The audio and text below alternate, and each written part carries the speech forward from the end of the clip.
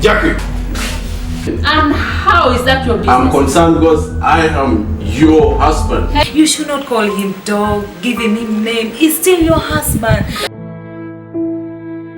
Was making it, eh? Mommy. Hello. Hey. My daughter. Yeah, I'm just fed up with my husband. I just want to look for a way of killing him. Okay? Keep it well. Don't let anybody see it. Wow.